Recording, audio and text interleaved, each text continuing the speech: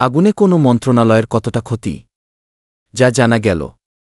রাজধানীর একটি গুরুত্বপূর্ণ মন্ত্রণালয়ে সম্প্রতি ঘটে যাওয়া অগ্নিকাণ্ডে ব্যাপক ক্ষয়ক্ষতির তথ্য সামনে এসেছে। প্রাথমিক তদন্তে শর্ট সার্কিট থেকে আগুনের সূত্রপাত হয়েছে বলে ধারণা করা হচ্ছে। তবে পুরো ঘটনা নিয়ে আরও বিশদ তদন্ত চলছে।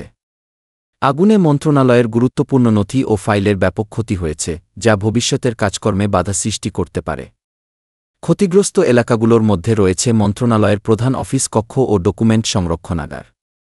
এই ফাইলগুলোর মধ্যে বেশ কয়েকটি গুরুত্বপূর্ণ প্রকল্পের পরিকল্পনা ও নীতিমালা সম্পর্কিত তথ্য ছিল বলে জানা গেছে। ফায়ার সার্ভিস দ্রুত পদক্ষেপ নিয়ে আগুন নিয়ন্ত্রণে আনতে সক্ষম হয়। তবে ফায়ার সার্ভিসের এক কর্মকর্তা জানান, ভবনের অগ্নিনির্বাপক ব্যবস্থার ত্রুটি এই ক্ষতির পরিমাণ বাড়িয়ে দিয়েছে। ক্ষয়ক্ষতির সঠিক পরিমাণ নির্ধারণে সংশ্লিষ্ট কর্তৃপক্ষ কাজ করছে।